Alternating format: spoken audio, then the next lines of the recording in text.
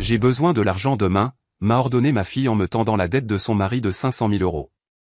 Et ne sois pas en retard, a-t-il ajouté. J'ai simplement souri. D'accord. 4 heures plus tard, j'étais à l'aéroport. Quand ils sont arrivés pour récupérer l'argent, ils ont trouvé la porte verrouillée et une boîte. Ils l'ont ouverte et ont crié « Trahison, vengeance, justice ». Ça commence. Avant de continuer, veuillez vous abonner à la chaîne et écrire dans les commentaires quelle heure il est chez vous en ce moment. La sonnette a retenti 3 fois de suite, chaque carillon plus insistant que le précédent. J'ai posé mon bourbon et mes rapports trimestriels, sachant déjà qui se tenait sur mon Porsche. Par la fenêtre du bureau, j'ai aperçu leur Tesla Model S blanche qui brillait sous les lumières de sécurité. Émilie ne sonnait comme ça que lorsqu'elle avait besoin d'argent. J'ai traversé le hall en marbre, passant devant des photos de famille qui semblaient soudain être des artefacts de la vie de quelqu'un d'autre. Émilie a 5 ans, sans ses dents de devant. Émilie a 18 ans, diplômée du lycée. Émilie a 28 ans, le jour de son mariage. Chaque image semblait maintenant se moquer de ma naïveté. Elle se tenait là avec ce sourire forcé, celui qui n'atteignait plus tout à fait ses yeux. Brandon se dressait derrière elle, faisant défiler son téléphone avec l'intensité d'un homme vérifiant des actions ou des scores. Ni l'un ni l'autre n'avait l'air particulièrement heureux d'être ici. Papa. Émilie m'a jeté les bras autour du cou, s'accrochant un peu trop longtemps.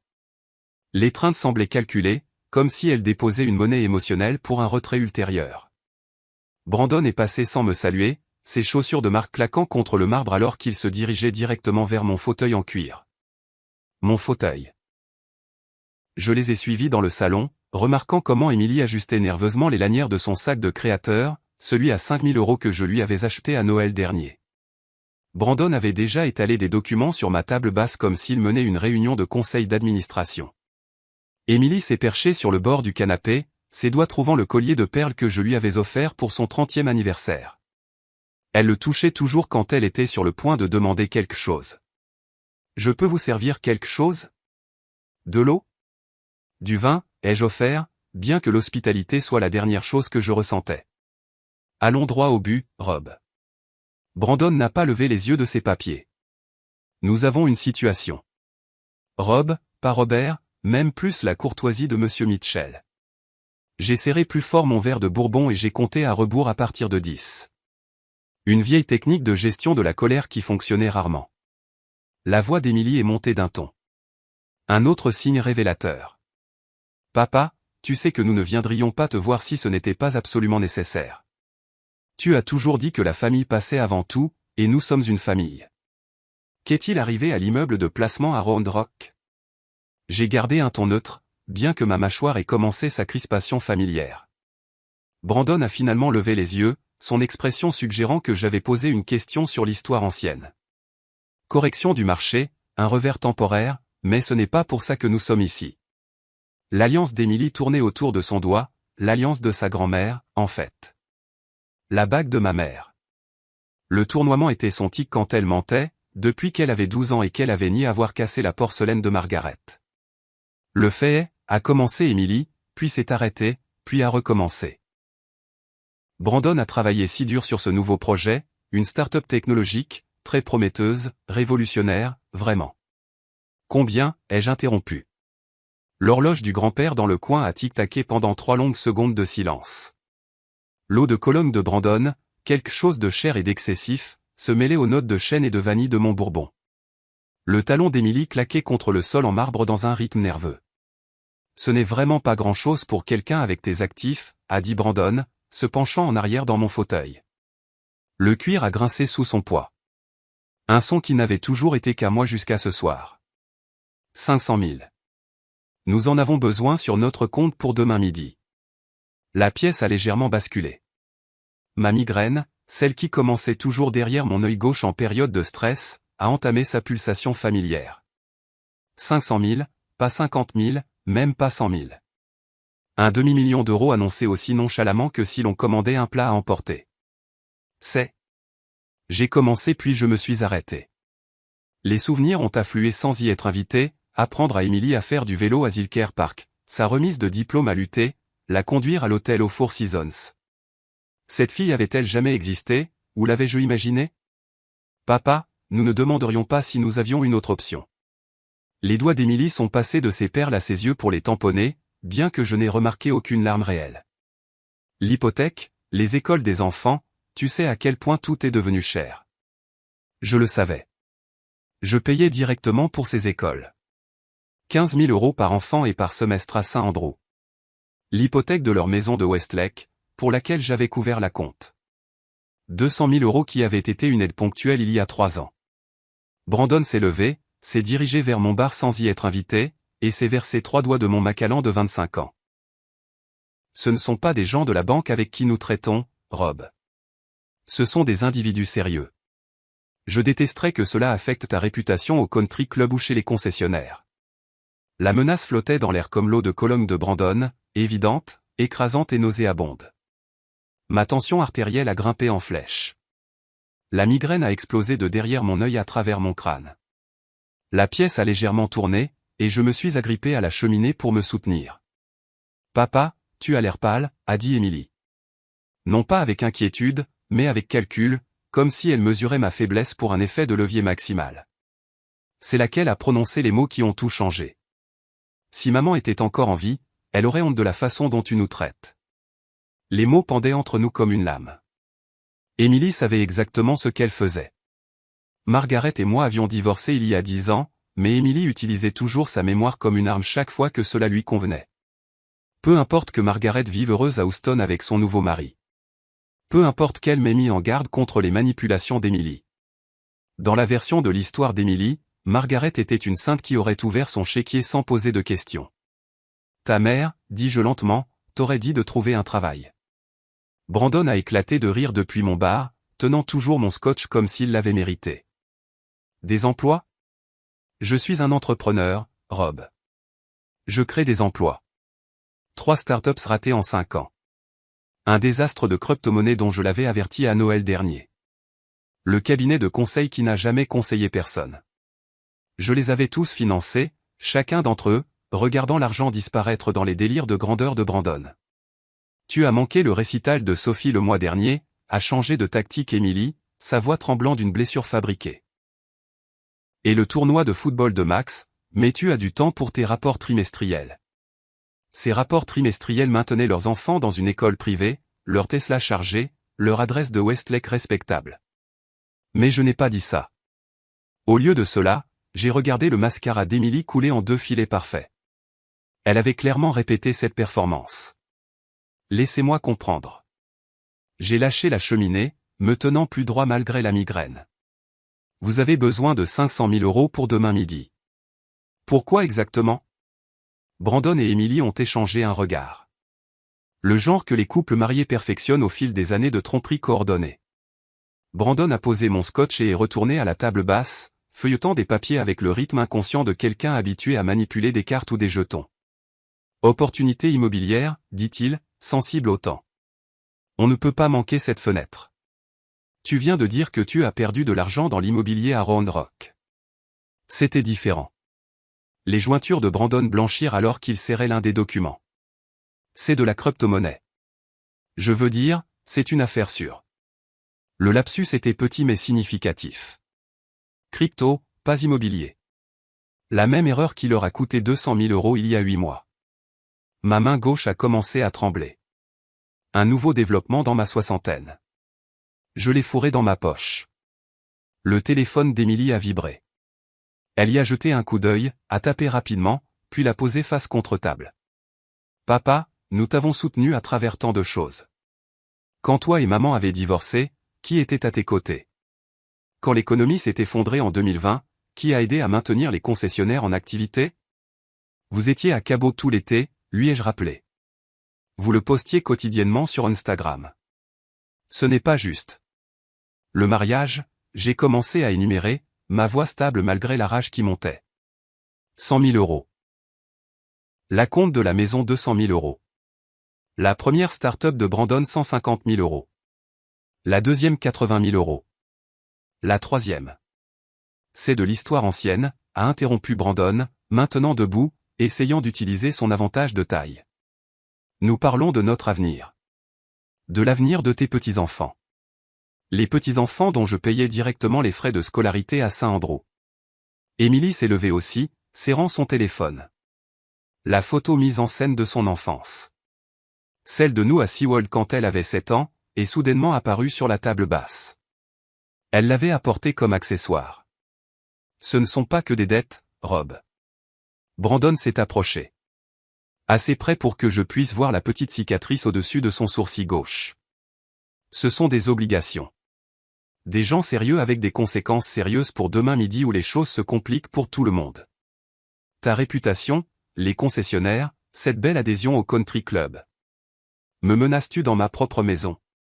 Ma voix est tombée à un murmure à peine audible.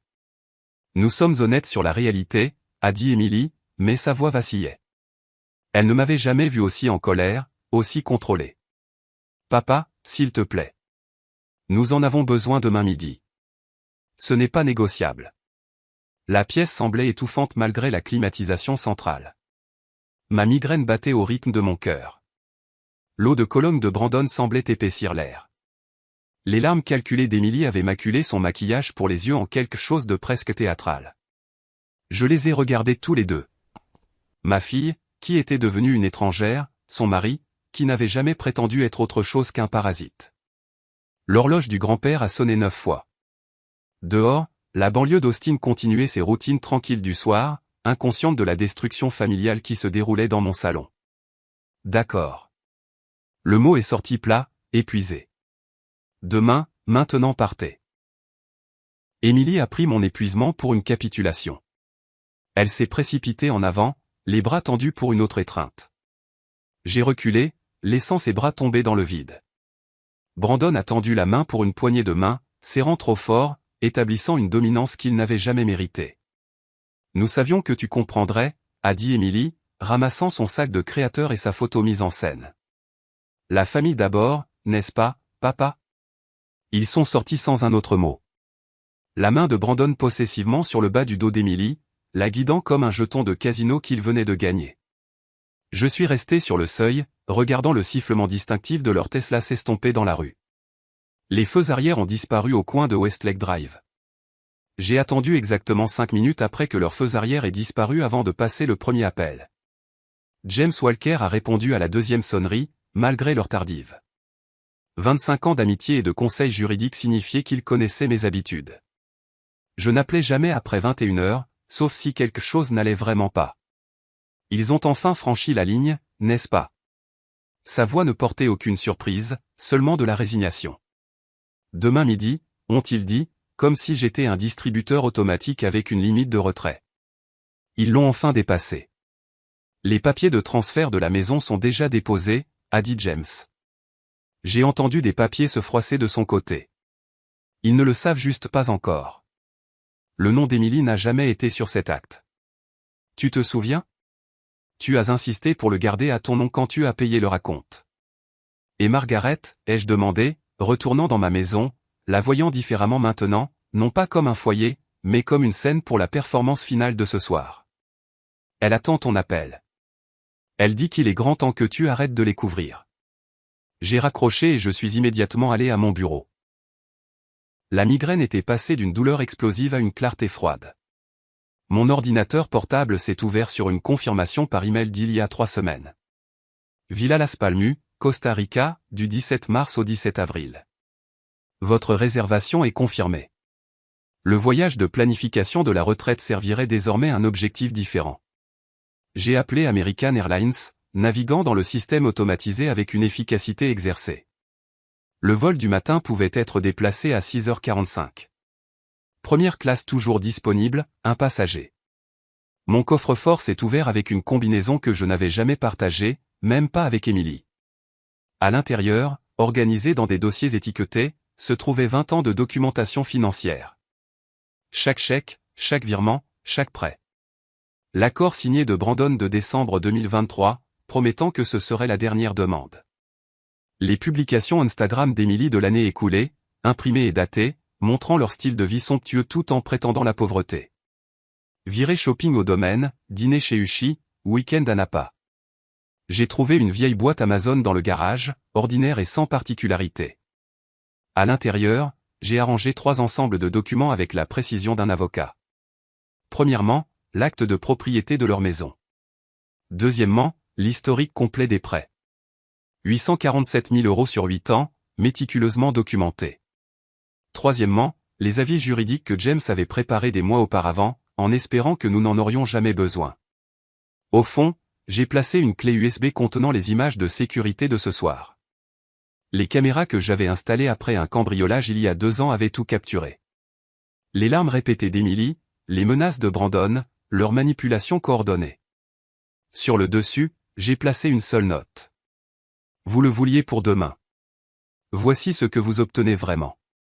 Faire mes valises a pris 30 minutes. 2 valises remplies efficacement de vêtements tropicaux, de documents essentiels, de médicaments. Mon directeur de concession, Jake, a reçu un bref email. Urgence familiale. Tu es en charge, détail à suivre. Je me suis tenu dans le couloir, regardant le portrait de famille que nous avions pris il y a 5 ans à Laguna Gloria. Le sourire d'Emily semblait authentique alors, ou peut-être que je voulais juste le croire. J'ai décroché le lourd cadre du mur, je l'ai retourné et je l'ai raccroché.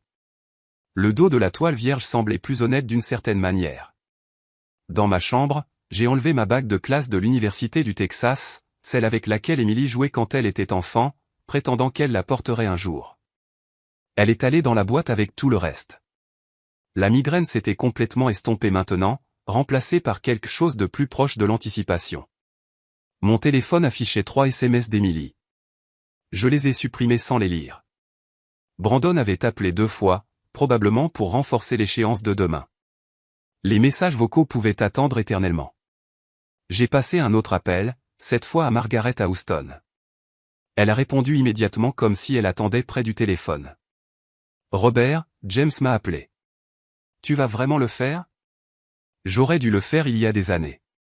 C'est notre fille. La voix de Margaret portait de la tristesse, pas du jugement. Mais ce n'est plus la fille que nous avons élevée, n'est-ce pas? Non, ce n'est pas elle. L'endroit au Costa Rica. Tu y seras en sécurité. Ce sont des vacances, de longues vacances. Jake peut gérer les concessionnaires.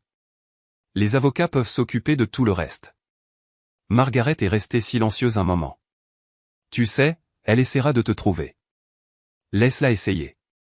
Le temps qu'elle comprenne ce qu'il y a vraiment dans cette boîte, je boirai du café sur la plage, en décidant si je reviendrai un jour. Nous nous sommes dit au revoir sans sentimentalité. Margaret comprenait ce qu'Emily était devenue, peut-être avant moi. Les mères savent toujours.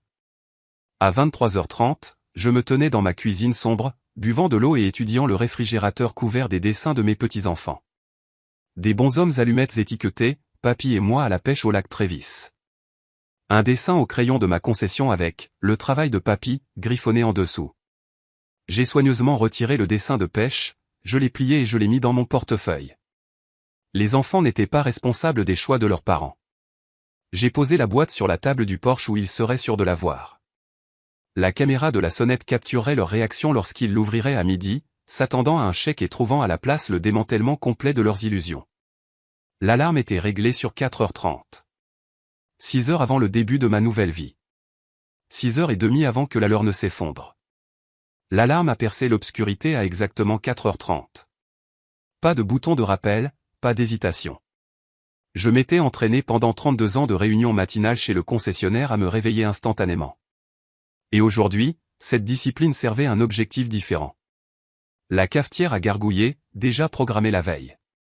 Torréfaction foncée colombienne, le genre dont Emily se plaignait toujours qu'il était trop fort quand elle venait encore pour le petit déjeuner. La tasse en céramique a réchauffé mes mains. Un cadeau d'anniversaire d'elle il y a 10 ans, quand elle se souvenait encore de telle date. Par la fenêtre de la cuisine, l'horizon d'Austin commençait son lent réveil. Les immeubles de bureaux s'éclairaient étage par étage tandis que la majeure partie de la ville dormait encore. Je me suis déplacé dans ma maison avec une précision délibérée, documentant chaque pièce comme un détective sur une scène de crime. La chambre principale contenait toujours le portrait de la mère de Margaret. Emily l'avait toujours voulu, sans jamais le demander assez gentiment pour le recevoir. Sa chambre d'enfant, depuis longtemps convertie en bureau, affichait encore ses trophées de lycée. Championne de débat de l'État. Société nationale d'honneur. La fille que j'avais élevée contre l'étrangère qui exigeait de l'argent 12 heures plus tôt. La piscine semblait sereine dans la lumière de l'aube. J'y avais appris à nager à Émilie, ses éclaboussures intrépides à l'âge de 4 ans. En juillet dernier, Brandon s'était enivré lors de notre célébration du 4, était tombé tout habillé, puis m'avait blâmé pour l'emplacement de la piscine. Même alors, j'avais signé le chèque pour sa montre de créateur ruiné. La Bentley a ronronné dans le garage. Je l'ai choisie plutôt que la Tesla. Brandon avait trop de souvenirs dans cette voiture, trop de suppositions sur l'héritage. Les rues de Westlake Hills étaient vides, à l'exception des camions à ordures qui commençaient leur tournée du samedi. J'ai dépassé le quartier d'Émilie, chaque maison sombre, paisible. Il dormait, rêvant probablement de façon de dépenser mon argent. La radio passait du rock classique, et, Take It Easy, des Eagles a rempli l'habitacle. L'ironie ne m'a pas échappé. À l'intersection de Bécave et Walsh Tarleton, j'ai envisagé d'appeler Margaret, mais j'ai décidé de ne pas le faire. James gérait cette conversation mieux que moi. Mopac s'étendait devant moi, presque vide. J'ai dépassé 3 de mes concessions. Leur parking plein de stock qui serait bientôt la responsabilité de Jack. L'emplacement phare avait encore ma photo dans le hall. Il faudrait changer ça. Près de la 5e rue, j'ai remarqué le bar préféré de Brandon, le Velvet Room, où ses relations de jeu se rassemblaient, où tout ce désastre avait vraiment commencé. Des travaux sur Congress ont forcé un détour par la 2e rue. La ville dans laquelle j'avais bâti mon entreprise pendant 3 décennies avait l'air différente dans l'obscurité de l'aube, comme une scène en cours de montage pour une pièce à laquelle je n'assisterai plus. Le bureau de James occupait le 42e étage de la Frostbank Tower. À 5h30, le bâtiment était presque vide, à l'exception de la sécurité et des personnes obsessionnellement ambitieuses. James attendait dans la salle de conférence avec Sophia Chen, sa parajuriste. Les documents étaient étalés sur la table en acajou avec une précision militaire. Une boîte de beignets Krispy Kreme était au centre, notre tradition pour les grosses affaires depuis 1999. Tu as l'air étonnamment reposé, a observé James, faisant glisser la procuration sur la table. Première bonne nuit de sommeil depuis des mois. J'ai signé avec le stylo plume de mon père, celui dont Émilie ignorait l'existence. Portée limitée, je vois. Expiration de 60 jours, uniquement les transferts de propriété et la restructuration financière. On ne peut pas te laisser vendre ses organes après tout. Sa tentative de légèreté est tombée à plat. Nous savions tous deux que c'était une chirurgie nécessaire, pas une vengeance. Sophia a présenté la documentation de la propriété avec une efficacité clinique. La partie intéressante, Monsieur Mitchell, c'est le timing. Le transfert a été exécuté hier à 16h. Avant qu'il ne vienne chez moi, 3 heures avant. La maison d'Émilie est légalement la vôtre depuis qu'elle a signé ses papiers en 2020. Elle n'a jamais lu au-delà de la 2e page. L'ironie était parfaite. Pendant qu'Émilie conduisait vers ma maison pour exiger de l'argent, elle avait déjà perdu son plus grand atout. La maison dont elle parlait constamment sur Instagram, le symbole de son succès, n'avait jamais été la sienne. Le verrouillage financier, ai-je demandé. Exécuté à minuit. Compte joint gelé. Carte de crédit à votre nom suspendue. Les frais de scolarité des enfants restent en paiement automatique jusqu'en décembre. Nous ne les punissons pas, James a produit un autre dossier, plus épais que les autres.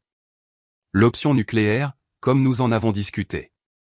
À l'intérieur se trouvaient des transcriptions des SMS d'Émilie à ses amis, me traitant de « distributeur automatique ambulant » et de « trop pathétique pour dire non ».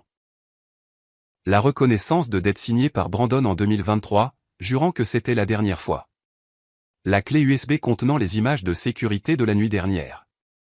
Leur performance entière capturée en haute définition. Le contrat de mariage que Brandon a signé, a poursuivi James, inclut une clause sur la dépendance au jeu, page 47, sous-section 3. Il ne le sait pas. Son avocat était trop ivre pour lire aussi loin. Il est arrivé à la signature en sentant le bourbon à 14h. Sophia avait l'air mal à l'aise. Monsieur Mitchell, c'est remarquablement complet. 5 ans de préparation, ai-je répondu. J'espérais ne jamais en avoir besoin. James a produit une boîte Amazon identique à celle sur mon Porsche. Assurance? Si elle ne trouve pas la tienne, celle-ci ira à son bureau lundi avec ça. Il a révélé des photos. Brandon au casino la semaine dernière. L'horodatage était clair. Les pertes visibles sur son visage. Margaret sait, ai-je demandé. Elle sait depuis des mois. Elle a aidé à tout documenter. Elle en a aussi assez de couvrir Emily que toi. La propriété au Costa Rica achetée par l'entité des Caïmans est complètement protégée. Même si Emily devient ambitieuse avec des avocats, elle ne peut pas y toucher. J'ai signé le dernier document, ma main tremblant légèrement sur la résiliation du fonds en fiducie d'Emily. 20 ans de planification pour son avenir dissous avec une seule signature.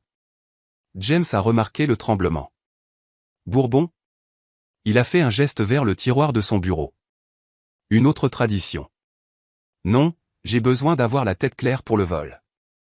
À 6 heures précises, je me suis levé et j'ai serré la main de James. Sa poignée transmettait la compréhension, la sympathie et la détermination. L'ascenseur est descendu, seul, chaque étage marquant la distance avec mon ancienne vie. Le voiturier avait déjà ma Bentley en marche. Je lui ai tendu un billet de 100 € et une enveloppe. Jake Martinez viendra chercher ça lundi.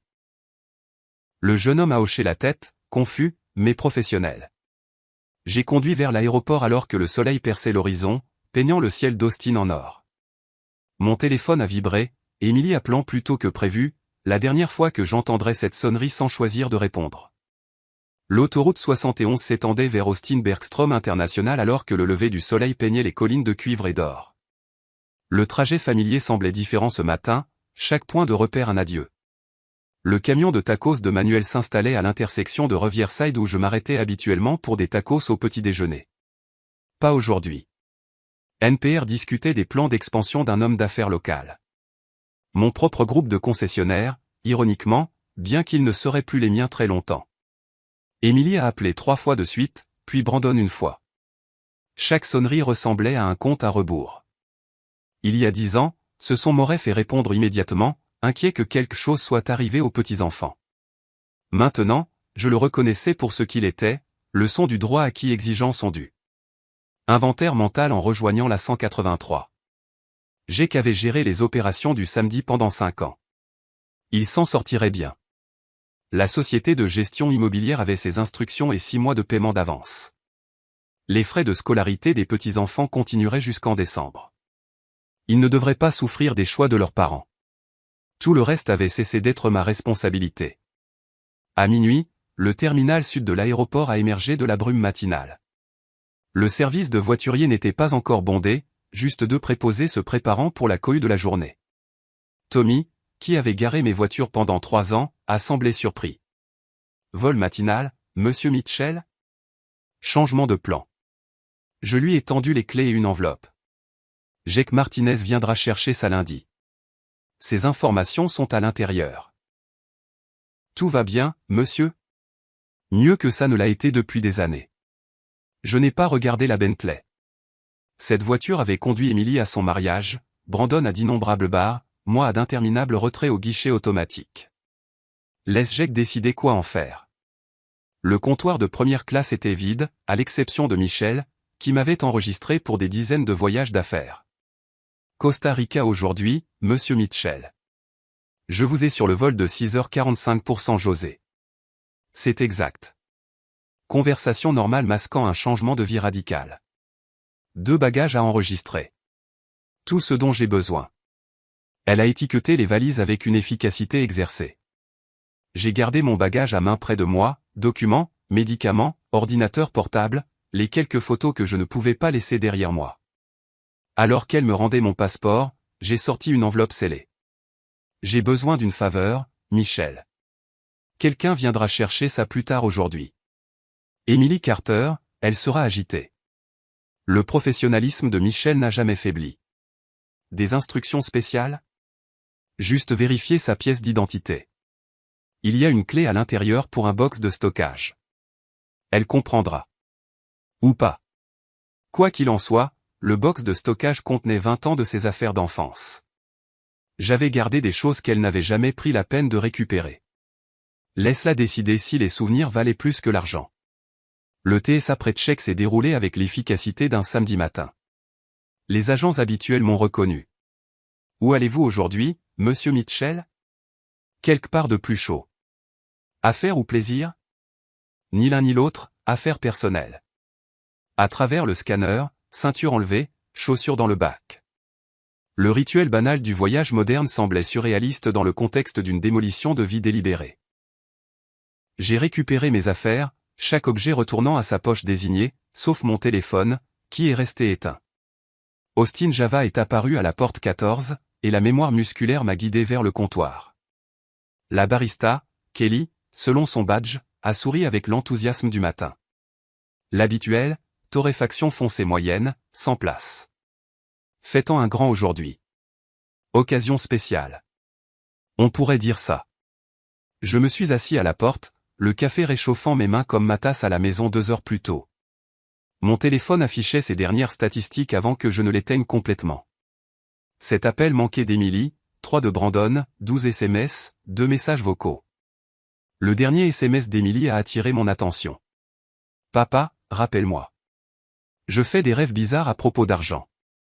J'ai tapé une réponse. Les rêves et la réalité sont souvent différents. Je l'ai supprimé. J'ai retapé. Vérifie le Porsche. Je l'ai aussi supprimé. Finalement, j'ai tapé « Demande à James Walker », puis j'ai aussi supprimé ça. À la place, j'ai éteint le téléphone, retiré la carte SIM et jeté les deux dans la poubelle la plus proche. Le téléphone d'investissement pouvait devenir le problème de quelqu'un d'autre. Les passagers de première classe pour le vol 447 à destination de San José, Costa Rica, embarquent maintenant. L'agent de porte a scanné ma carte d'embarquement avec un sourire exercé. La passerelle s'étendait devant moi, chaque pas plus léger que le précédent. L'hôtesse de l'air m'a accueilli au siège 2A, fenêtre, côté gauche. J'ai accepté le champagne offert, inhabituel pour 7 heures du matin, parfait pour ce moment. D'autres passagers passaient. Un couple en lune de miel riant et se touchant constamment, me rappelant Margaret et moi il y a 35 ans. Un voyageur d'affaires tapait frénétiquement sur son ordinateur portable, poursuivant une échéance qui semblait monumentalement importante. C'était moi autrefois, bâtissant un empire pour une fille qui ne l'avait vu que comme un chéquier. Une femme âgée s'est installée en 3C avec des aiguilles à tricoter et du fil jaune, comme la grand-mère d'Emily avait l'habitude de le faire avant que l'arthrite ne gagne. Excusez-moi. Une voix familière m'a fait sursauter. Margaret se tenait dans l'allée, bagage de marque à la main, l'air aussi calme que lors de notre procédure de divorce. Elle s'est installée en 2B. De l'autre côté de l'allée, assez près pour parler, assez loin pour maintenir les limites que nous avions établies une décennie plus tôt.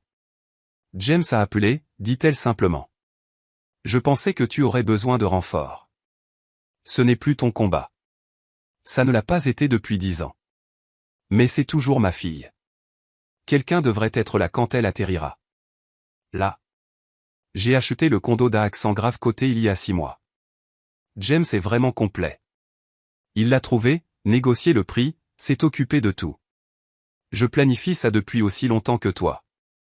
La voix du capitaine a interrompu. Léger retard pour notre dernier passager. Ma poitrine s'est serrée. Emily, avait-elle compris plus tôt? Brandon? La porte s'est ouverte, mais c'était juste un homme d'affaires pressé, s'excusant en se faufilant vers la classe économique. Tu lui as dit, ai-je demandé à Margaret. Lui dire quoi? Que son père a finalement arrêté de la couvrir? Que son mari est un parasite? Qu'elle est devenue exactement ce que nous jurions qu'elle ne deviendrait jamais? Non, Robert. Elle le découvrira par elle-même aujourd'hui, en fait. La porte s'est fermée avec une finalité pneumatique.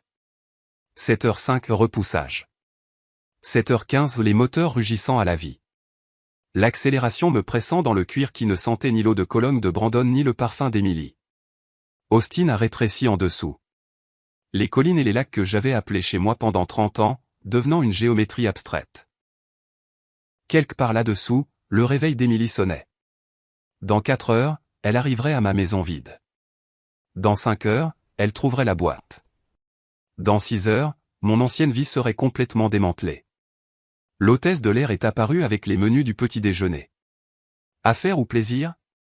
J'ai réfléchi à la question. Ni l'un ni l'autre. C'est la justice. Margaret a ri, le premier rire sincère que j'entendais d'elle depuis des années. C'est le Robert que j'ai épousé. Bon retour parmi nous. En bas, le Texas a disparu sous les nuages. À midi pile, Quand Emily s'attendait à un demi-million d'euros, je déjeunais au-dessus des Caraïbes, Margaret lisant à côté de moi. Tous deux enfin libérés de la fille que nous avions aimée et perdue des années avant que l'argent ne s'épuise. J'ai appris ce qui s'est passé ensuite de la même manière que j'ai appris la plupart des choses sur la vie d'Emily, de seconde main, par des caméras et des témoins. Un père regardant la vie de sa fille comme un documentaire qu'il ne pouvait pas éteindre. James m'a envoyé les images de sécurité 3 jours plus tard. Je les ai regardées sur mon ordinateur portable depuis le balcon au Costa Rica. Les vagues du Pacifique offrant une bande-son étrangement paisible à l'effondrement de ma fille. L'horodatage indiquait 12 heures, exactement au moment où le premier SMS est arrivé. Votre transaction a été finalisée. C'était James qui confirmait que le transfert de la maison avait été enregistré. À ce moment précis, je commandais du séviche et Emily dormait probablement encore, se remettant de ce que Brandon avait acheté avec mon prêt précédent. Selon sa routine du samedi, que James avait également documenté, Emily a quitté sa maison à 11h30. Le débit de Starbucks à 11h47 le confirmait. Un latte à 7 € sur la carte de crédit que j'avais annulée à minuit. Le refus n'apparaîtrait que lundi, lorsque les autorisations du week-end seraient traitées, son dernier achat à mes frais. Madame Chen, ma voisine depuis 15 ans, a fourni le chapitre suivant. Elle avait appelé James à 12h15, parlant dans son anglais précis que 40 ans au Texas n'avaient pas adouci.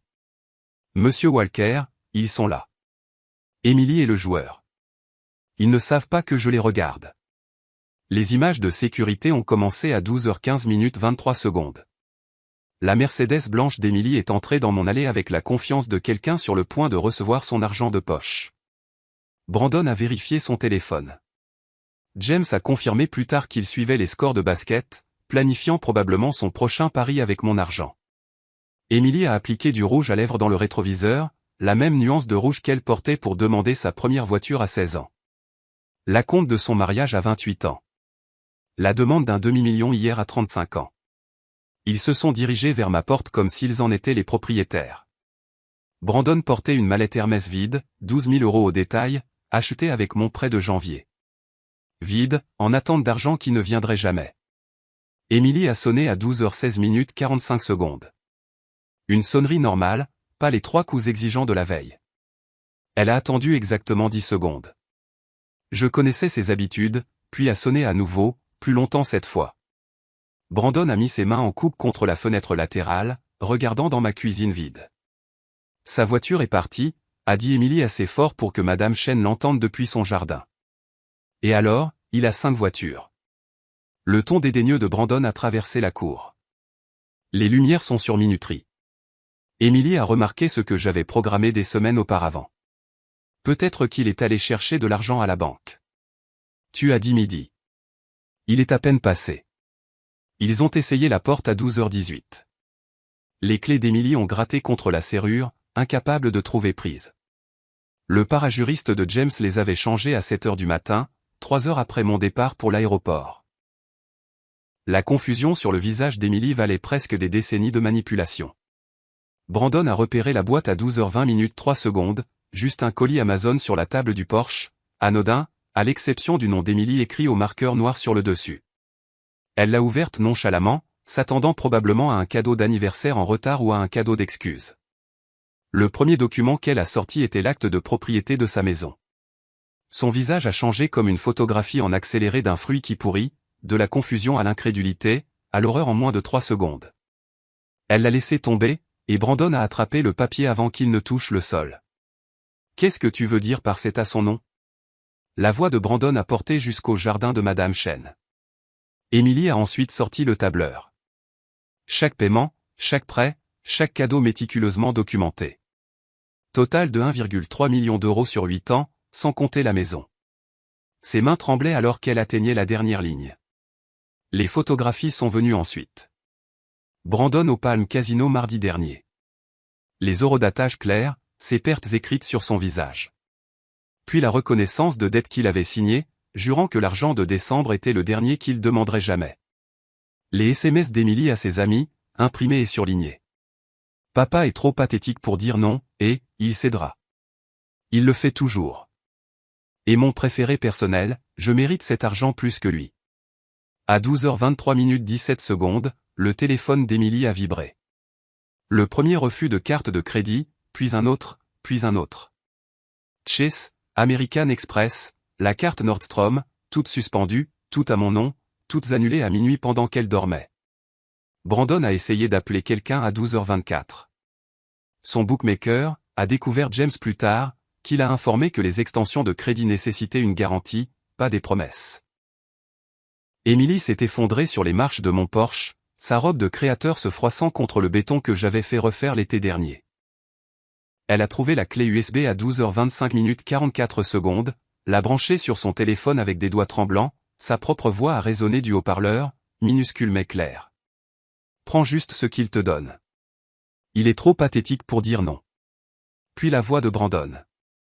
Ce ne sont pas des gens de la banque, Rob. Ce sont des individus sérieux. Le contrat de mariage est apparu en dernier. La page 47 était surlignée en jaune. La clause sur la dépendance au jeu encerclée en rouge. Renonciation immédiate aux biens matrimoniaux si les dettes de jeu dépassaient 50 000 €. Brandon avait franchi ce seuil il y a 3 ans. Brandon a jeté sa mallette contre ma porte à 12h27 31 secondes. La poignée s'est cassée, le cuir Hermès se dispersant sur mon Porsche. Les sanglots d'Emily sont devenus audibles sur l'enregistrement. Pas les jolies larmes d'hier, mais des sons bruts ailés de quelqu'un qui réalise qu'il s'est fait avoir. Madame Chen est sortie à 12h28, du haut de ses 1 M50, tenant son téléphone comme une arme. J'appelle la police si vous ne partez pas, c'est la maison de mon père, a crié Emily, le mascara créant un art abstrait sur ses joues. Plus maintenant. Monsieur Mitchell m'a envoyé l'avis de transfert de propriété ce matin. Vous êtes en violation de propriété. Brandon s'est précipité vers la voiture à 12h30, laissant Emily ramasser les papiers éparpillés. Sa fortune n'était plus que des détritus sur mon Porsche. Elle en a laissé une partie derrière elle. Le vent s'en chargerait. Brandon a démarré en trombe, laissant des traces de pneus sur mon allée que le gestionnaire immobilier facturerait à leur compte. À 12h30 45 secondes, exactement au moment où Emily a découvert que son héritage s'était évaporé, je regardais l'océan depuis un restaurant en bord de mer. Le serveur venait de me demander si je fêtais quelque chose. Une remise de diplôme, lui ai-je dit. Votre enfant, avait-il demandé dans un anglais accentué. Non, la mienne. James a appelé lundi avec l'épilogue. Emily est revenue dimanche matin avec un serrurier qui a refusé le travail une fois qu'il a vérifié la propriété. Elle a essayé de grimper la clôture jusqu'à ce que la société de sécurité intervienne.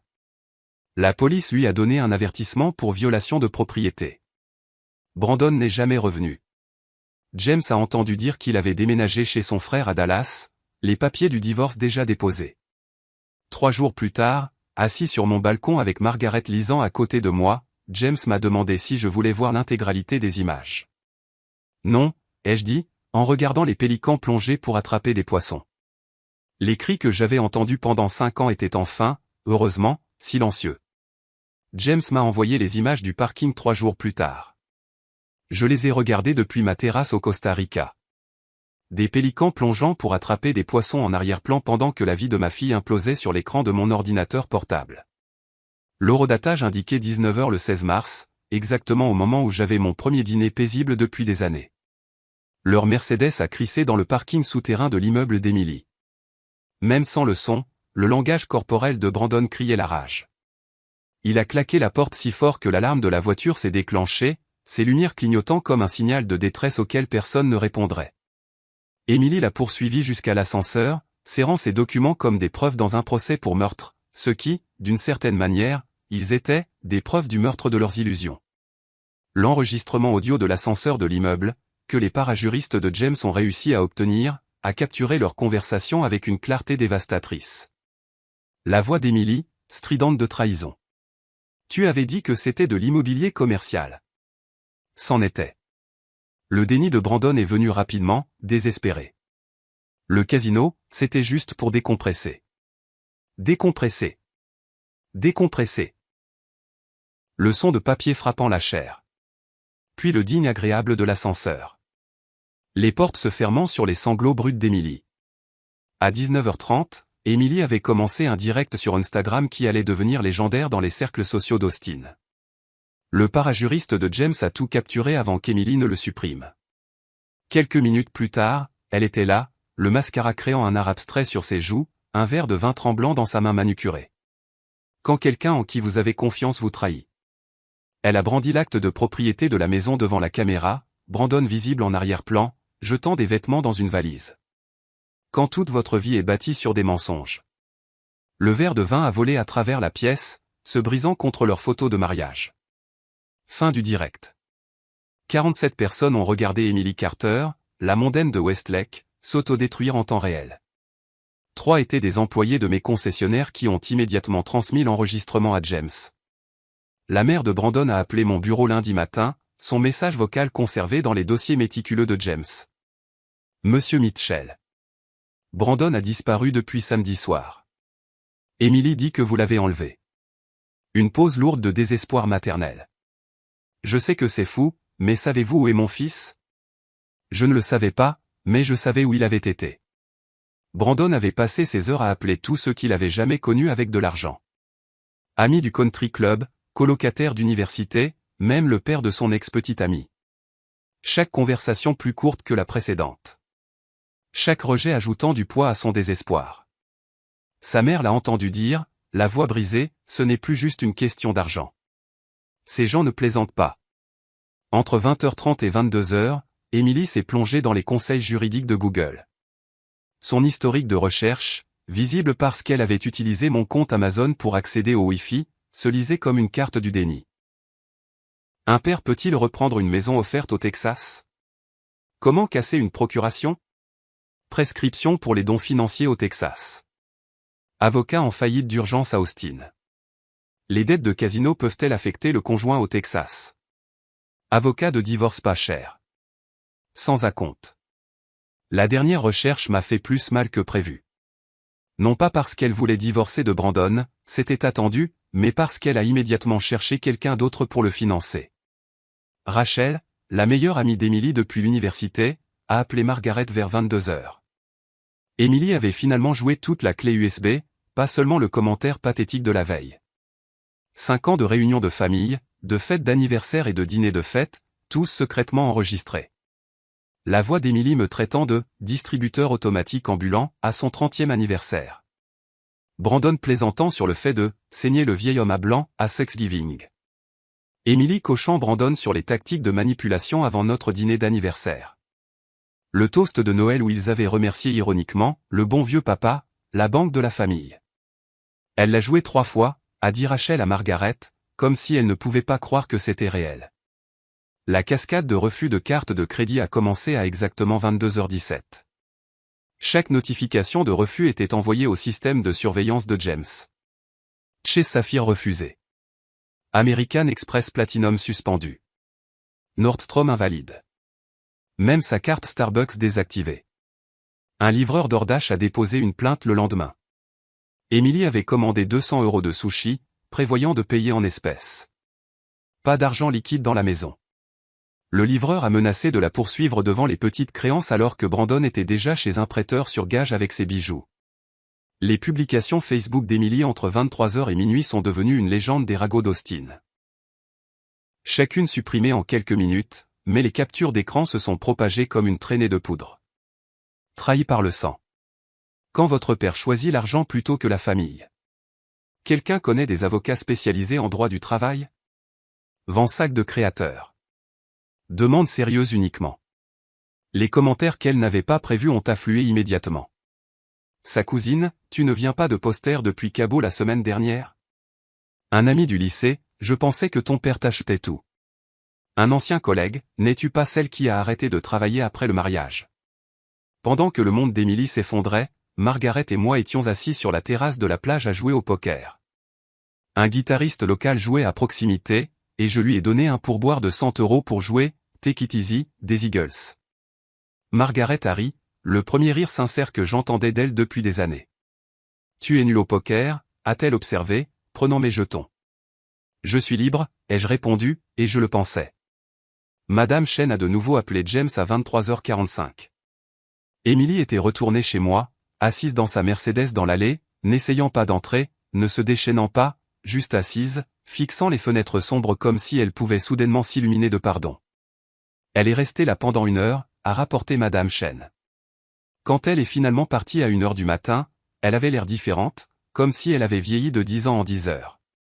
À minuit le 16 mars, Emily avait perdu l'accès à 2,3 millions d'euros d'actifs, découvert 500 000 euros de dettes familiales cachées, réalisé que Brandon avait joué leurs économies, découvert qu'elle n'avait jamais possédé sa maison, et appris que sa mère savait tout depuis des mois. James m'a demandé si je me sentais coupable à propos des enregistrements. Je lui ai dit que la seule chose que je regrettais, c'était de ne pas avoir commencé plus tôt. Dimanche matin, 17 mars. Emily s'est tenue à l'entrée de mon immeuble de bureau pendant 2 heures. Les images de sécurité l'ont montré appuyant sur l'interphone toutes les quelques minutes comme un enfant, appuyant à plusieurs reprises sur un bouton d'ascenseur, espérant que la persistance changerait la réalité. Elle a appelé des employés depuis l'annuaire de l'entreprise qu'elle avait volé des années auparavant. Jake l'a bloqué après le 3e appel. D'autres n'ont tout simplement pas répondu. À midi, elle s'était rendue à l'aéroport international d'Austin-Bergstrom, le même terminal où je l'avais déposée pour des visites d'université, où je l'avais accueillie au retour de sa lune de miel. Maintenant, elle était là comme un détective, cherchant désespérément des indices sur mon évasion. Le TSA ne voulait pas fournir d'informations sur les passagers. American Airlines exigeait un mandat. Quand elle a invoqué une urgence familiale, ils ont vérifié leur système. Le passager a spécifiquement demandé aucun contact. L'agent l'a informé. James a obtenu la vidéo de la sécurité de l'aéroport. Le visage d'Emily s'effondrant à ces mots. Ces reçus Uber de cet après-midi, les derniers trajets avant que le compte ne soit coupé, traçaient une carte du désespoir à travers Austin. Le club de golf de Robert. Adhésion révoquée. Entrée refusée. Morton's Steakhouse où nous avions célébré chaque grosse affaire. On n'a pas vu Monsieur Mitchell récemment. Même mon salon de coiffure sur South Congress, bien qu'il soit fermé le dimanche. Elle est restée dehors, regardant à travers les fenêtres comme si mes cheveux coupés pouvaient révéler ma position. Lundi 18 mars est devenu la journée d'éducation juridique d'Emily. 4 cabinets d'avocats, 4 consultations identiques. L'expression de chaque avocat passait de l'intérêt à la sympathie en examinant les documents. C'est blindé, a dit le premier. Il vous faudra une provision de 10 000 euros, a dit le deuxième. Avez-vous accès à des fonds? A demandé le troisième. Le quatrième a simplement secoué la tête. La confrontation chez le concessionnaire à 15 heures a fait le tour des réseaux sociaux des employés. Emily a fait irruption dans le site phare sur Research Boulevard, exigeant des réponses de Jake. Jake Martinez, un ancien marine de 1M93, est resté parfaitement calme alors qu'elle criait à l'enlèvement, à la maltraitance des personnes âgées et au vol. Quand elle a jeté son café sur la porte en verre, les clients ont commencé à enregistrer. La tache brune resterait pendant 3 jours. Jake l'a laissé là par principe. Le message vocal de la mère de Brandon à 17h portait les pires craintes d'une mère. Monsieur Mitchell. Brandon a disparu depuis samedi soir. Emily dit que vous l'avez enlevé. Je sais que c'est fou, mais savez-vous où est mon fils? Mardi 19 mars, les vrais créanciers sont arrivés. Pas des représentants de banque en costume de polyester, mais 2 hommes en cuir italien qui ont frappé poliment et parlé doucement. Ils ont laissé une carte de visite avec juste un numéro de téléphone. Pas de menaces, pas de violence, juste le poids des conséquences tacites. Emily a appelé Brandon 47 fois. Son téléphone était éteint depuis samedi. Ses stories Instagram de cet après-midi, capturées par ses sœurs de sororité, documentaient la tournée des prêteurs sur gage. Sac de créateur d'une valeur de 30 000 euros, 8 000 euros en espèces. Bijoux d'une valeur de 50 000 euros, sauf l'alliance, 15 000 euros en espèces. Les 3 montres abandonnées de Brandon d'une valeur de 40 000 euros, 12 000 euros en espèces, toujours à 465 000 euros de ce dont ils avaient besoin. Ce soir-là, Margaret a pris l'appel d'Emily. Elle l'a enregistré avec une autorisation légale, sachant que j'aurais besoin de l'entendre un jour. Maman, tu savais? La voix d'Emily semblait plus jeune, presque enfantine. Pour le jeu de Brandon, il y a 6 mois. Pourquoi ne me l'as-tu pas dit? Aurais-tu écouté? Silence. Alors j'ai besoin d'argent. Moi aussi. Pendant le divorce, tu as dit que je devais être indépendante. L'appel s'est terminé avec les sanglots d'Emily, coupés court par la déconnexion de Margaret. Mercredi 20 mars, Emily est entrée dans le bureau de James, portant la même robe de créateur de ses publications Instagram de Cabo la semaine précédente. L'ironie n'a pas échappé à James, qui l'a noté dans son rapport. Même salle de conférence où j'avais signé les papiers. Même chaise où Brandon avait étalé ses mensonges. James lui a tout montré avec une précision clinique. La procuration antérieure à son urgence. La piste de l'acte de propriété. Sa signature de 2020, n'ayant jamais lu au-delà de la page 2. Les déclarations de dons prouvant que chaque euro était un cadeau, pas un prêt. La reconnaissance de dette de Brandon, sa signature audacieuse et indéniable. C'est mon père. Le désespoir d'Emily a brisé sa voix. Il doit m'aider. Légalement, il n'a pas à le faire.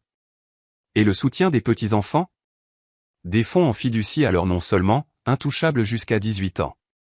C'est de la maltraitance des personnes âgées. Il a 62 ans. Esprit sain. Parti volontairement. James a accidentellement laissé le rapport de crédit de Brandon visible sur sa tablette. Les yeux d'Emily se sont écarquillés alors qu'elle absorbait toute la catastrophe. 500 000 euros de dette de jeu, 200 000 euros de prêt personnel dont elle ignorait l'existence. 100 000 euros de carte de crédit qu'il avait cachée. Même une tentative de deuxième hypothèque sur sa maison, refusée en raison de problèmes de propriété. La dernière enveloppe a glissé sur la table en acajou avec une promesse murmurée. Monsieur Mitchell a autorisé un dernier cadeau. À l'intérieur, un chèque de banque de 10 000 euros et une note de ma main. Pour un nouveau départ, papa. Emily l'a déchiré en deux. Les morceaux ont flotté sur le tapis comme des feuilles mortes. Elle a immédiatement demandé s'il y en avait un autre. Il n'y en avait pas. Il n'y en aurait jamais. Pendant ce temps, j'apprenais l'espagnol avec des enfants sur la plage. Roberto Elrico, m'appelait-il, riant alors que je massacrais la prononciation. Ma tension artérielle avait chuté de 20 points. Je dormais 8 heures d'affilée. Je n'avais pas pensé à Emily depuis 2 jours jusqu'à ce que Margaret la mentionne. Mercredi soir, a rapporté James, Emily a quitté mon bureau à midi. Les images de sécurité la montrent assise dans le hall jusqu'à la fermeture du bâtiment à 21 heures. Le garde a dit qu'elle avait demandé si vous parliez jamais d'elle. Il a menti, a dit oui, a dit que vous parliez affectueusement. Elle a dit merci et est partie. Cette nuit-là au Costa Rica, j'ai rêvé que j'apprenais à Emily à faire du vélo à nouveau, mais cette fois, quand j'ai lâché prise, elle a continué à pédaler jusqu'à disparaître. L'article de l'Austin American Statesman est arrivé dans ma boîte de réception le 3 avril. Homme d'affaires local porté disparu après un scandale financier. Brandon Carter, 38 ans, n'avait pas été vu depuis le 19 mars. Sa femme a déposé une déclaration de personne disparue. La police n'a trouvé aucune preuve d'acte criminel. Sa voiture au parking longue durée de l'aéroport, billet pour Vegas acheté mais jamais utilisé. Les créanciers sont retournés au condo d'Emily le 5 avril. Plus insistant cette fois, selon le rapport de police déposé par Emily. Ils ont laissé une photo de février. Brandon au casino, des marqueurs éparpillés sur la table, devant un demi-million. Emily a demandé une ordonnance restrictive.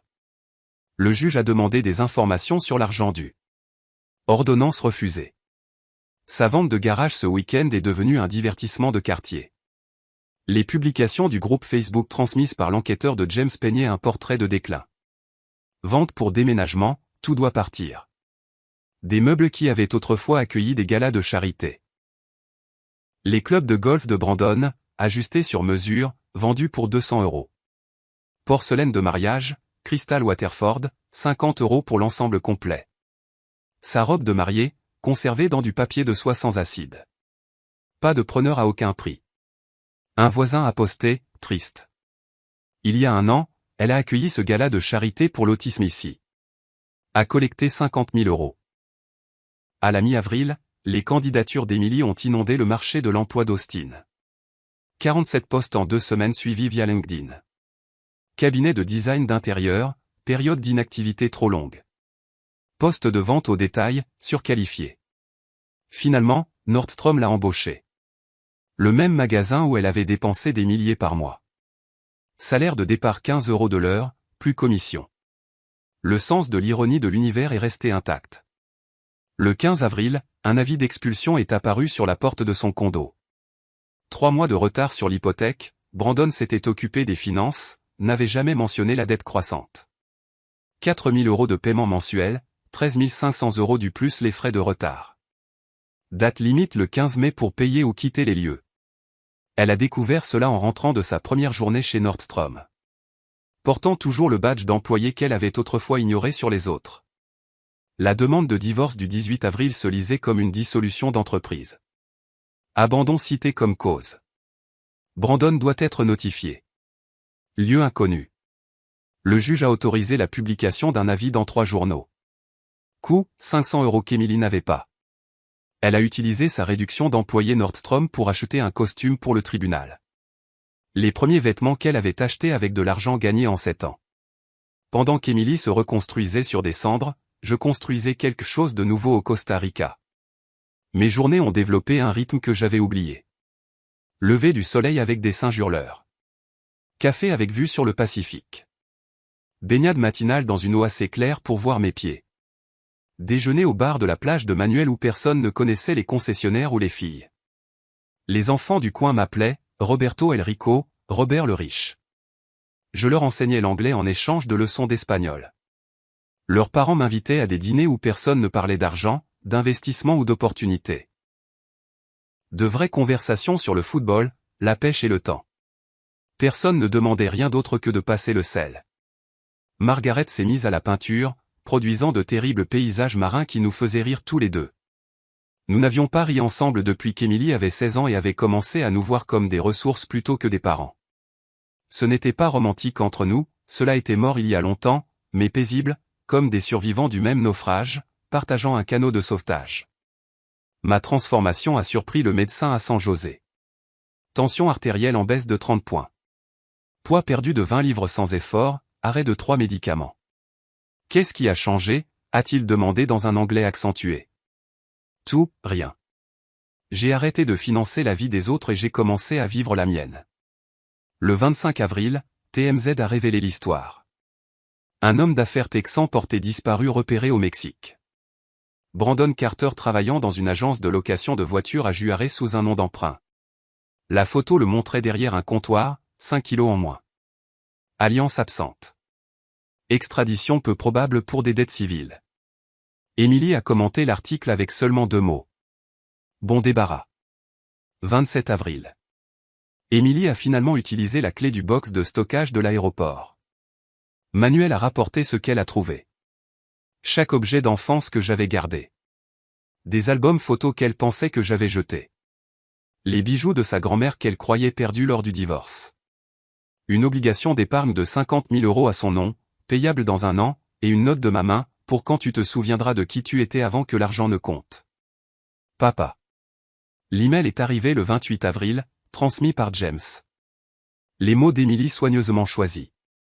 Monsieur Walker, veuillez dire à mon père que j'ai trouvé le box de stockage. Je comprends maintenant. Je suis désolé. Je travaille chez Nordstrom. Je survis. C'est peut-être ça la leçon. Ne lui dites pas que j'ai demandé. Mais est-il heureux? Emily? James a demandé s'il devait répondre. 29 avril, coucher de soleil sur la plage, Margaret lisant à côté de moi. Le même guitariste de ma première nuit jouant à proximité. Le même endroit où Emily découvrait la boîte qui a tout changé. Dis-lui oui, ai-je dit à James au téléphone. Dis-lui que je suis heureux et dis-lui que l'obligation était l'idée de sa mère. Autre chose? Dis-lui que je serai là quand elle sera prête à venir.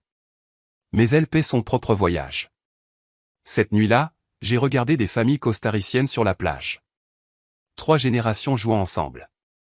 Personne ne regardant son téléphone. Tout le monde engagé dans une vraie conversation. Pauvre selon les normes américaines. Riche selon toutes les mesures qui comptaient. Emily a envoyé un SMS à James.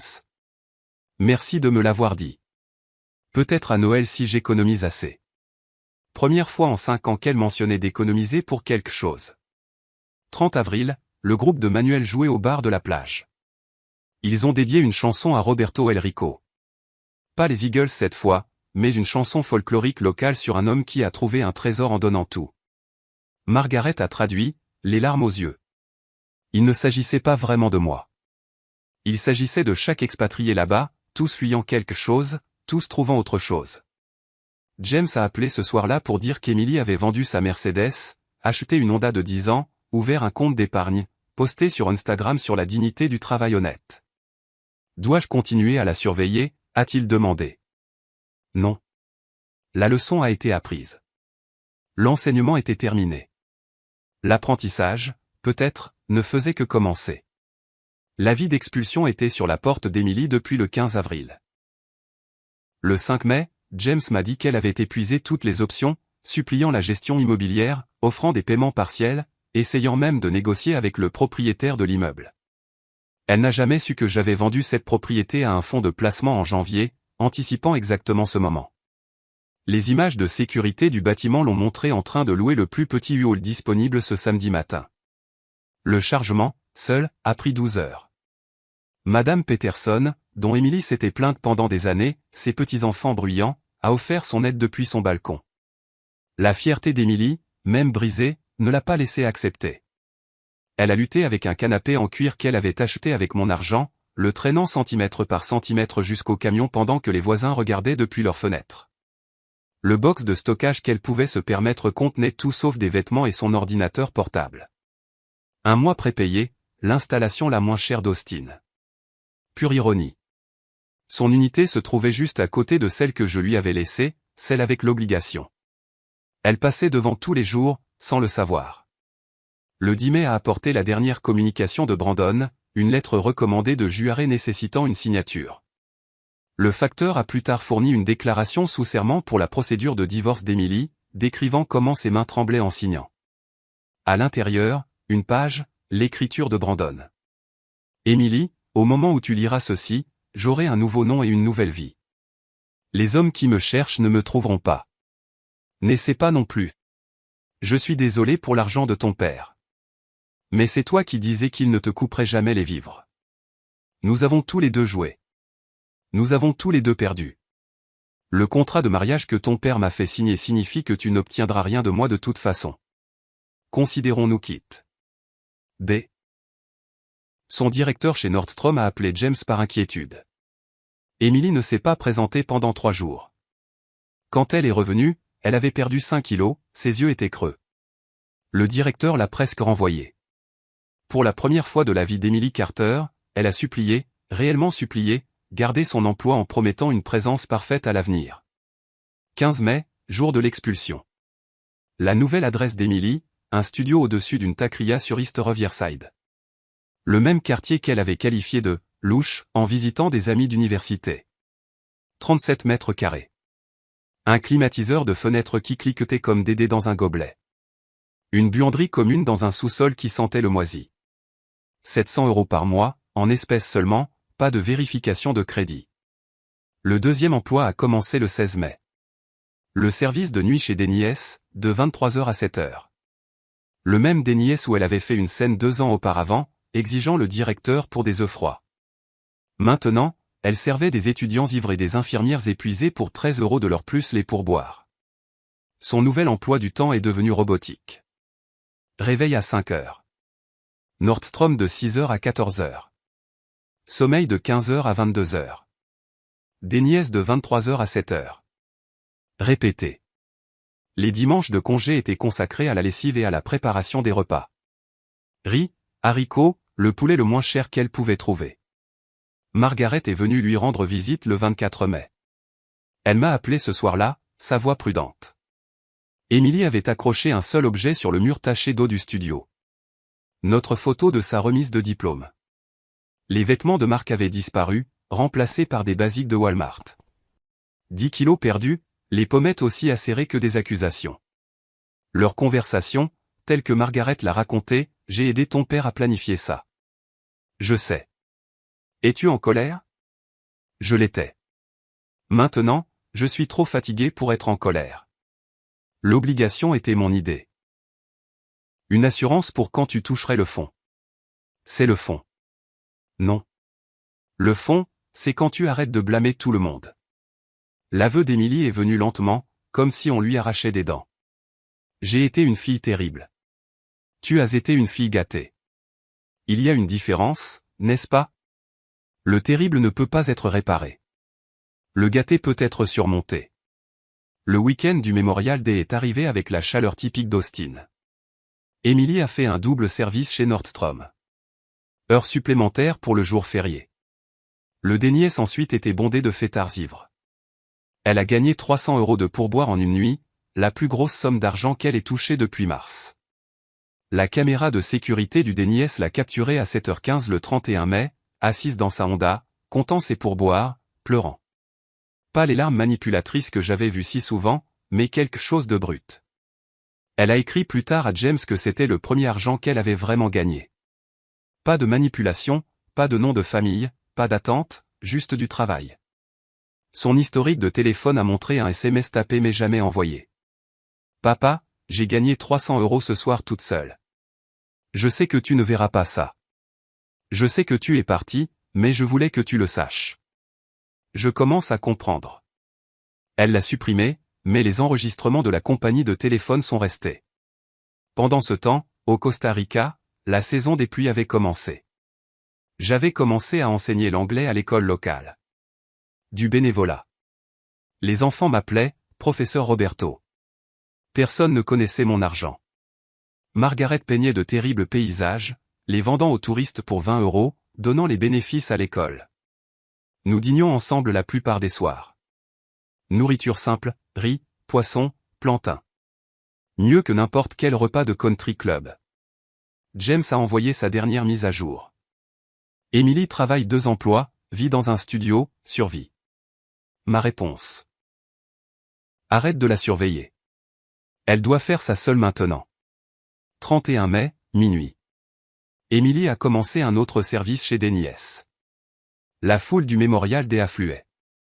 Elle a noué son tablier, pris son carnet de commandes, s'est approchée d'une table de garçons de fraternité ivre, le genre avec qui Brandon se serait lié d'amitié.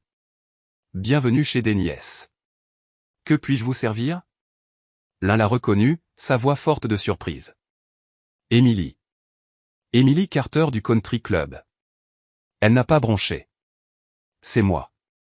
Maintenant, qu'est-ce que je peux vous servir? James m'a dit plus tard que c'était à ce moment-là, en servant des pancakes à des gens qui connaissaient son ancienne vie, qu'Emily a cessé d'être ma fille et a commencé à devenir elle-même. Juin avait apporté toute la chaleur de l'été à Austin, et Emily avait trouvé son rythme. Les clients de Nordstrom ont commencé à la demander spécifiquement. Elle était devenue véritablement serviable plutôt que critique. Les infirmières du service de nuit de Déniès laissaient des pourboires supplémentaires car elles se souvenaient de leur préférence de café sans demander. Pas de sucre pour Beth, crème supplémentaire pour Suzanne, déca pour Maria qui essayait d'arrêter. Sa collègue chez Nordstrom a dit à James qu'Emily était passée de la taille 10 à la taille 4, non pas à cause d'un régime, mais à cause du travail, marchant des kilomètres chaque jour sur les sols des magasins, portant des plateaux chargés toute la nuit, ne mangeant que ce qu'elle pouvait se permettre. Ses pommettes auraient pu couper du verre, mais ses yeux avaient gagné quelque chose qu'ils n'avaient jamais eu auparavant, la conscience. Les dimanches suivaient une routine stricte. Laverie à 6 heures quand c'était vide. Course dans les marchés asiatiques de North Lamar, où les produits coûtaient la moitié des prix de Whole Foods. Préparation des repas dans sa petite cuisine avec un seul brûleur fonctionnel. Puis, de manière inattendue, la bibliothèque. Elle avait commencé à lire des livres sur la littératie financière, prenant des notes dans un cahier de composition comme une étudiante. 10 juin, mardi. Emily a vérifié son courrier dans le hall de son immeuble. Habituellement des factures, des offres de cartes de crédit pour les personnes avec un bon crédit qu'elle n'avait plus. Cette fois, une enveloppe crème sans adresse de retour. Un cachet du Costa Rica. Ses mains tremblaient en reconnaissant mon écriture. Elle s'est assise dans les escaliers du hall, ne pouvant attendre d'arriver à son appartement. 3 pages de mon écriture soignée, la même qui avait signé des cartes d'anniversaire et des chèques pendant 35 ans. La lettre disait, « Emily, je t'écris ceci depuis une plage au Costa Rica. Une petite fille ici me rappelle toi à 7 ans. Intrépide, curieuse, exigeant que le monde se plie à sa volonté. La différence, c'est qu'elle est aussi reconnaissante. Je ne te blâme pas d'être devenu qui tu es devenu. Je t'ai créé. Chaque fois que tu pleurais, je faisais un chèque. Chaque fois que tu exigeais, je livrais. Je pensais que je t'aimais. En fait, je te paralysais. Ta mère dit que tu as 2 emplois maintenant. Le bon travail enseigne ce que l'héritage ne pourra jamais. Que l'argent représente le temps, l'effort, le sacrifice. Chaque euro que tu gagnes a un poids que mes cadeaux n'ont jamais eu. Je ne redeviendrai pas l'homme que j'étais. Cet homme était un chéquier avec un battement de cœur. Mais je pourrais revenir pour rencontrer la personne que tu deviens. La clé du box de stockage que tu as trouvé, c'était l'insistance de ta mère. Elle disait que tu aurais besoin de quelque chose à espérer. L'obligation arrive à échéance en avril 2026. D'ici là, tu auras soit appris à vivre sans, soit tu seras toujours la même personne attendant d'être sauvée. Quoi qu'il en soit, tu auras ta réponse sur qui tu es vraiment. Je t'aime. Je t'ai toujours aimé. Mais l'amour sans respect n'est que de la pitié. Gagne mon respect, Émilie. Plus important encore, gagne le tien. PS ta grand-mère serait fière que tu travailles chez Déniès. Elle était serveuse quand elle a rencontré grand-père. Tu ne l'as jamais su. J'avais trop honte de te le dire. Maintenant, j'ai honte d'avoir eu honte. Émilie a porté cette lettre dans la poche de son tablier pendant la semaine suivante. Sa collègue chez Déniès a dit qu'elle la lisait pendant les pauses, pleurant dans les toilettes, pas des larmes de colère, mais quelque chose de plus profond. Elle a commencé à poser des questions à ses collègues sur leur famille, leurs difficultés, écoutant réellement les réponses. Elle a appelé Margaret à propos de la révélation sur sa grand-mère. Pourquoi personne ne m'a parlé de grand-mère? Tu n'as jamais posé de questions sur les difficultés de qui que ce soit, seulement sur leur succès. Qu'est-ce que je ne sais pas d'autre? Tout ce qui compte. La transformation s'est manifestée dans son évaluation de performance chez Nordstrom. Émilie est devenue notre meilleure associée. Les clients lui font confiance. Elle s'identifie aux personnes qui économisent pour des achats spéciaux. Elle comprend maintenant le sacrifice. Ils l'ont promue chef de département. 18 € de l'heure. La première promotion qu'elle avait jamais gagnée plutôt que reçue. 25 juin, Émilie a répondu. 5 jours, des dizaines de brouillons. Margaret a partagé plus tard des extraits. Papa, je t'écris ceci à 3 heures du matin entre 2 emplois. J'ai mal aux pieds. J'ai mal au dos. Je n'ai jamais été aussi heureuse. Pas heureuse comme le champagne et le shopping. Heureuse. Heureuse comme si j'avais gagné ce sandwich. Heureuse. Heureuse comme si les clients me demandaient par mon nom. Heureuse. Heureuse comme si j'avais payé mon propre loyer. Heureuse. J'étais si en colère quand tu es parti. Comment as-tu osé m'abandonner? Maintenant je comprends. Tu ne m'as pas abandonné. Tu m'as libéré de moi-même. De ce que nous m'avions tous les deux laissé devenir. Brandon est parti. Bon débarras. Il était mon miroir, reflétant mes pires qualités. Nous étions des parasites nous nourrissant de l'arrogance de l'autre. Quand l'autre a disparu, nous n'avions plus rien. Je ne veux plus de ton argent. Ce n'est pas de la bravade. J'ai besoin de l'obligation pour finalement obtenir un meilleur appartement. Mais je veux que ce soit un capital de départ pour la vie que je construis, pas un sauvetage de la vie que je vis. Reviens quand tu seras prêt. Pas pour me sauver. Juste pour me voir. La vraie moi. Celle qui était enterrée sous les étiquettes de créateur et les exigences. PS j'ai gardé une chose de mon ancienne vie. La photo de nous à ma remise de diplôme. Tu avais l'air si fier. Je veux mériter à nouveau ce regard. La lettre m'est parvenue. 2 juillet, semaine de la fête de l'indépendance. Un timing approprié. Je l'ai lu sur la plage pendant que Margaret regardait par-dessus mon épaule. Elle a compris, a dit Margaret. Comprendre et le vivre sont deux choses différentes. Donne-lui du temps. Combien? Combien de temps t'a-t-il fallu pour vraiment changer? Je suis toujours en train de changer. Exactement. 30 juin, 23 heures. Émilie commençant son service. Un client régulier, un vieil homme qui s'asseyait toujours seul, a commandé son habituel. Ce soir, il a dit quelque chose de différent. Tu as l'air plus légère, ma chère, comme si tu étais déchargée d'un fardeau.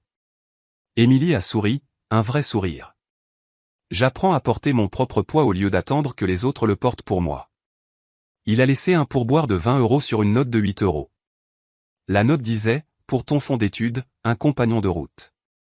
J'ai décidé cette nuit-là de rentrer en août, non pas pour la secourir, non pas pour la tester, juste pour être témoin de ce qu'elle devenait quand personne ne payait son chemin. J'ai atterri à Austin Bergstrom à 10 h le 15 août 2025. Même porte que celle de mon départ en mars. 5 mois semblaient être 5 ans. Margaret est restée au Costa Rica.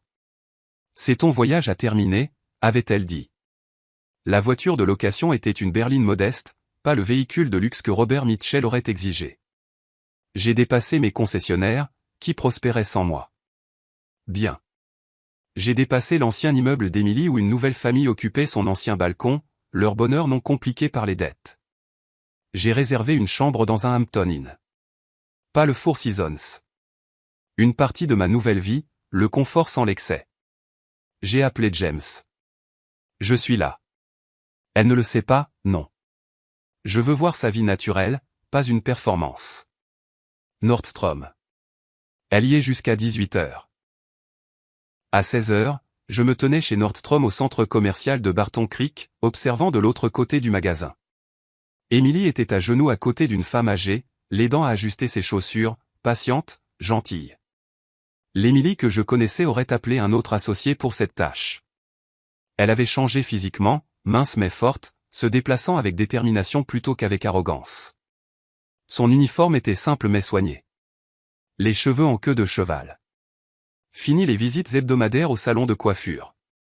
Son visage sans maquillage était beau d'une manière que je n'avais jamais vue. Honnête. À 17 h 30, je me suis approché comme n'importe quel client. Excusez-moi. Je cherche des chaussures de marche confortables. Elle s'est retournée, s'est figée, la bouche ouverte sans un mot, puis a dit doucement. Papa. Bonjour, Emily. Aucun de nous n'a bougé. 5 mois de changement suspendus entre nous. Puis elle a ri. Pas amère ou hystérique, elle a juste ri. Tu fais du shopping chez Nordstrom. Tu n'as pas acheté tes propres vêtements depuis 20 ans. Les choses changent. Oui, elles changent. Elle ne pouvait pas quitter son poste, alors je suis resté comme client.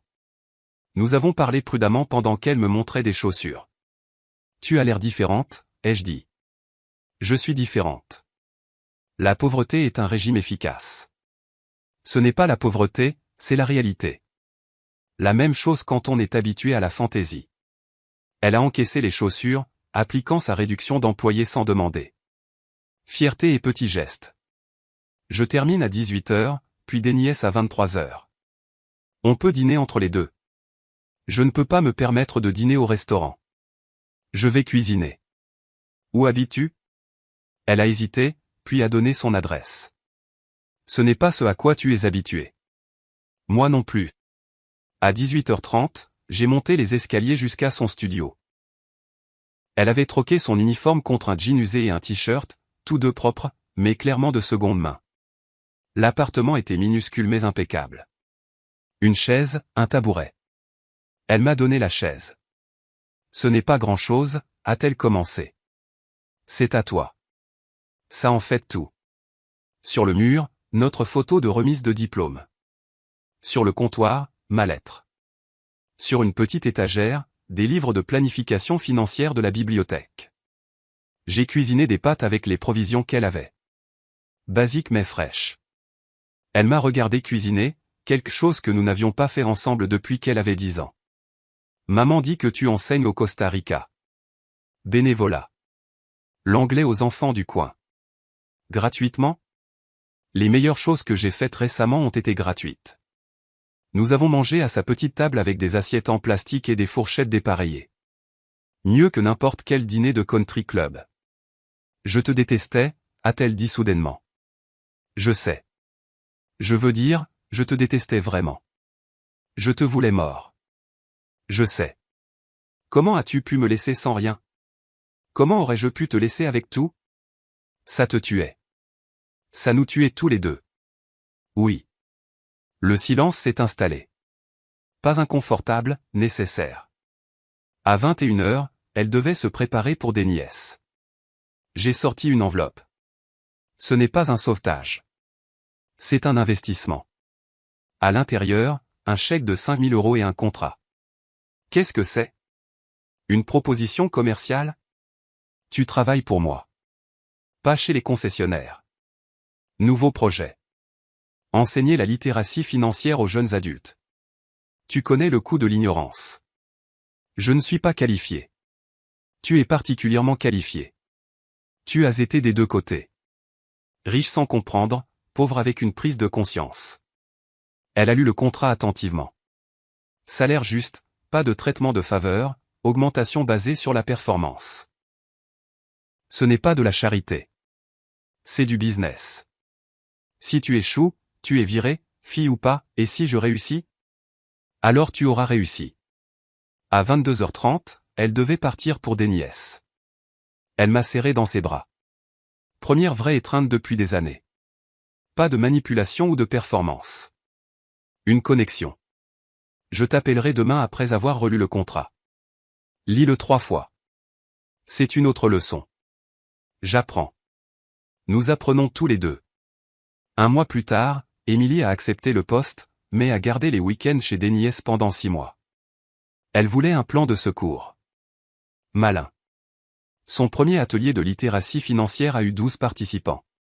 1 an plus tard, elle intervenait dans des universités. 2 ans plus tard, elle écrivait des programmes pour les districts scolaires. Elle n'a jamais touché à l'obligation quand elle est arrivée à échéance, l'utilisant plutôt comme acompte pour une maison. L'argent qu'elle a utilisé venait de ses propres économies. Brandon n'est jamais revenu. J'ai entendu dire qu'il avait épousé une riche veuve à Cancun. Le cycle se répétant. Plus notre problème. Thanksgiving 2025. Émilie a organisé la fête dans son studio.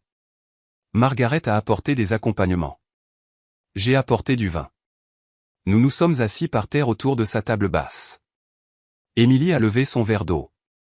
Elle travaillait ce soir-là. À la famille, a ajouté Margaret. Aux leçons apprises, ai-je conclu. À un nouveau départ. Nous avons trinqué, plastique et verre. Imperfection parfaite. La fortune que j'avais passé ma vie à construire n'était rien comparée à la richesse dans cette petite pièce, le respect d'une fille, gagnée et non héritée, et la connaissance que parfois, le plus grand cadeau que vous puissiez faire à quelqu'un est la chance de se sauver lui-même.